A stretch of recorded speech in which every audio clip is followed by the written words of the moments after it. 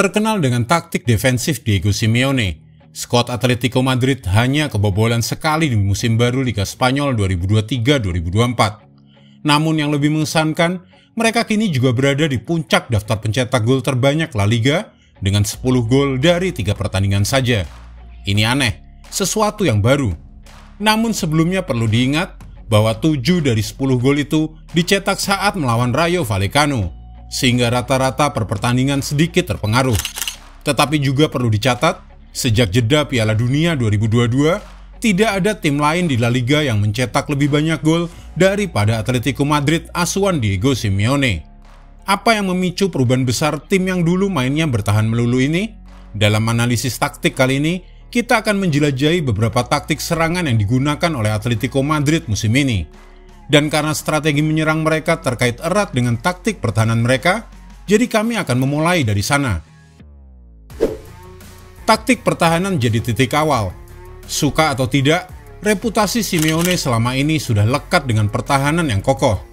Meskipun ada beberapa perubahan selama bertahun-tahun menjadi manajer Atletico Madrid, pertahanan mereka dan serangan balik cepat telah menjadi identitas Atletico Madrid. Strategi itu pun telah membawa mereka sebagai pesaing di liga domestik maupun di kancah Eropa. Di musim baru ini, dari segi pertahanan, mereka tetap kuat seperti sebelumnya. Dan dalam kurun beberapa waktu terakhir, serangan Atletico Madrid kini justru terkait secara langsung dengan cara mereka bertahan. Taktik mereka dalam penguasaan bola menciptakan banyak peluang serangan. Ini adalah taktik ala Diego Simeone. Jika kita bandingkan dengan musim lalu, terutama sebelum jeda Piala Dunia, terdapat perubahan besar yang terlihat dalam cara Atletico bermain. Atletico kini rata-rata mencatatkan sekitar 2,5 kali lebih sedikit counter pressing per 90 menit dibandingkan musim lalu. Juga 2,5 kali lebih sedikit dalam urusan perebutan bola di posisi tinggi. Dan 2,3 kali lebih sedikit per 90 menit dalam duel perebutan bola. Dalam hal wilayah pertahanan, tidak ada perbedaan yang signifikan dalam lebar pertahanan yang mereka tutup atau seberapa dalam wilayah pertahanan yang mereka cakup. Perbedaan terbesar justru terletak pada area saat mereka menekan pertahanan lawan dan peningkatan dalam recovery di area tinggi. Jadi, wilayah pertahanan Atletico Madrid kini jauh lebih dalam dibandingkan musim lalu, tetapi mereka merebut bola lebih tinggi di lapangan saat ini.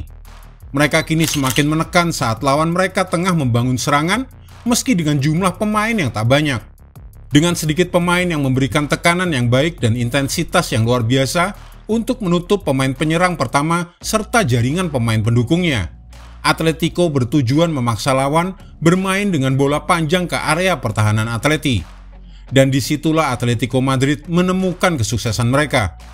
Menekan lawan saat mereka baru mulai membangun serangan, artinya merebut bola di tengah lapangan. Dan ini bisa membuat skuad Diego Simeone melakukan serangan balik dalam posisi lebih maju ke depan. Keuntungan tambahan dari taktik ini adalah bahwa begitu bola direbut kembali, para pemain terdepan Atleti biasanya sudah berada dalam posisi sentral. Pemain Atletico akan mencari cara untuk mengirimkan umpan cepat ke lini serang dengan menggunakan 3 atau 4 pemain yang terhubung erat dengan taktik ini dengan jumlah pemain yang seimbang dengan lawan. Sebagai contoh adalah saat Atleti melawan Real Betis. Mereka berhasil merebut bola di sisi kanan dan diarahkan ke tengah yang kemudian diteruskan ke pemain depan Atleti. Memphis Depay sudah siap berlari di belakang lini belakang pertahanan lawan. Dan saat umpan tak mencapai kakinya, Alvaro Morata turun ke posisi sebagai pendukung di belakangnya. Saat mereka mempertahankan bola dalam situasi 2 lawan 2 tersebut, Antoine Griezmann berlari ke depan menyusuri pertahanan Real Betis. Ketika gelandang Atleti berhasil merebut kembali bola atau umpan pertama dapat dikirimkan kepada mereka dengan cepat.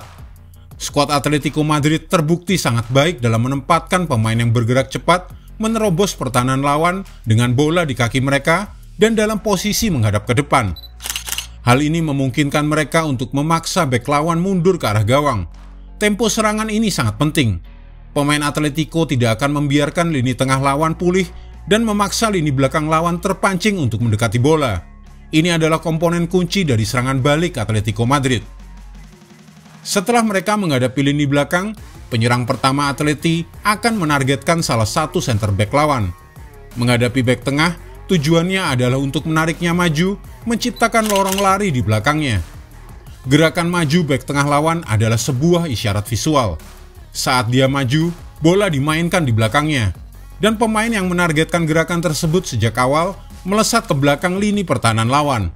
Umpan-umpan sederhana yang akurat tersebut secara rutin membuat pemain depan Atletico Madrid masuk ke lini belakang lawan dan bersiap ke posisi untuk mencetak gol. Alvaro Morata, Griezmann, dan Depay semua menjadi pemain yang siap berlari mengejar umpan tersebut. Terutama Antoine Griezmann. Ia paling pintar saat memulai serangan dari posisi yang lebih dalam saat membaca pergerakan pemain di depannya. Hasilnya adalah ia berlari bebas tanpa penjagaan ke arah kotak penalti lawan. Ini adalah taktik klasik Simeone. Struktur pertahanan yang menciptakan peluang serangan balik selalu menjadi spesialisasinya. Tetapi tim ini lebih dari sekedar tim yang bermain mengandalkan serangan balik. Mari kita lihat taktik serangan Atletico Madrid dalam momen open play. Struktur serangan Atletico Madrid. Atletico Madrid versi Simeone tidak pernah memiliki reputasi sebagai tim dengan penguasaan bola yang dominan. Ketika mereka memiliki bola, mereka mencari cara untuk memecah garis lawan dengan cepat dan menciptakan serangan cepat ke area gawang lawan. Dalam hal angka penguasaan bola murni, tim ini musim lalu rata-rata mencatatkan 47,88% dominasi bola per pertandingan. Sementara dengan sampel kecil dari musim baru 2023-2024 ini, angka itu turun menjadi 43,74%. Granada, Real Betis, dan Rayo Vallecano semuanya mencatatkan lebih banyak penguasaan bola daripada Atletico Madrid. Tetapi memang bukan penguasaan bola sepenuhnya fokus taktik Simeone. Taktik serangan mereka tak terpengaruh data ini. Salah satu evolusi taktik Diego Simeone adalah penggunaan struktur serangan asimetris untuk mengacaukan lawan seperti terlihat pada gambar. Prinsip bermain ini diterapkan dalam semua 3 pertandingan mereka musim ini. Melawan Real Betis, kita melihat contoh bagus dari menumpuknya jumlah pemain atau overload pada posisi tinggi dan rendah di sisi lapangan yang berlawanan. Koneksi dengan bek tengah yang berada di sisi lapangan sangat penting. Perhatikan bahwa banyaknya pemain pada posisi rendah menampilkan 2 pemain yang mendukung bek tengah kanan. Sementara overload tinggi memberikan peluang untuk umpan bagi bek tengah kiri. Jika lawan mundur untuk mengantisipasi pemain di overload tinggi Atleti, ada ruang bagi bek tengah yang berada di sisi lapangan untuk maju, menarik tekanan lawan ke depan, dan menciptakan lebih banyak ruang bagi pemain kedua dan ketiga di area overload tinggi. Atletico Madrid tidak selalu memprioritaskan satu sisi untuk menumpuk pemain mereka. Struktur serangan tersebut bebas mau di sisi kiri atau kanan lapangan. Contohnya saat pertandingan pembuka melawan Granada yang memberikan contoh visual yang sangat baik untuk kita amati. Sementara bek tengah kiri memiliki banyak dukungan saat berperan sebagai pemain pertama. Atletico Madrid berada dalam posisi yang baik untuk mengalihkan permainan dengan 4 pemain di sisi kanan lapangan. Dengan keunggulan posisi mereka, lawan harus mewaspadai overload di area belakang Atleti. Karena jika Atletico Madrid dapat bermain melalui overload area depan di sisi yang berlawanan, mereka memiliki 3 atau 4 pemain yang siap berlari ke dalam kotak penalti dari para pemain yang lebih sedikit tersebut. 2 kelompok tersebut beroperasi dengan cara yang sangat berbeda, namun sangat berkaitan dalam pelaksanaan taktik Diego Simeone. Setelah Atletico bermain dengan overload di area depan, mereka memiliki fleksibilitas untuk langsung menuju ke gawang melalui permainan kombinasi cepat atau mengontrol bola.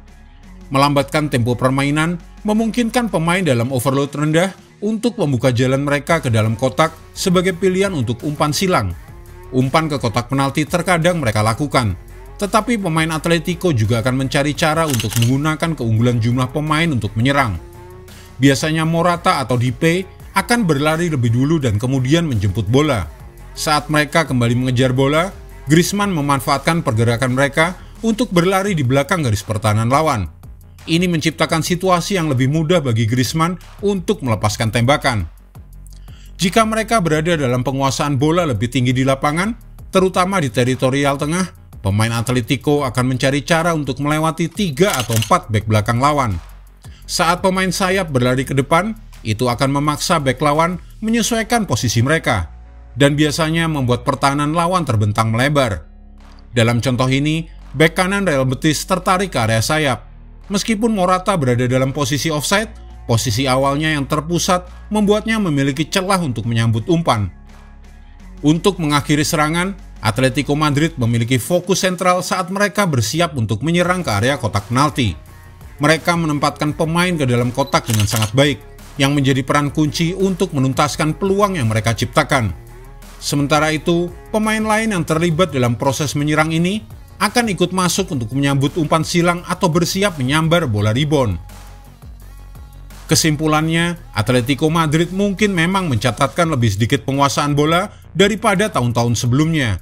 Tetapi skuad Diego Simeone kini lebih mirip dengan tim Atleti era tahun 2013 hingga 2017.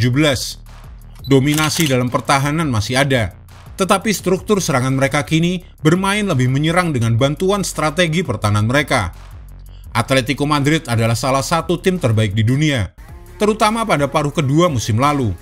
Dan awal musim ini, mereka tampil sangat meyakinkan. Masih akan ada banyak pertandingan yang harus dimainkan, dan tim lainnya akan mencoba menemukan cara untuk mengatasi taktik inovatif Diego Simeone ini.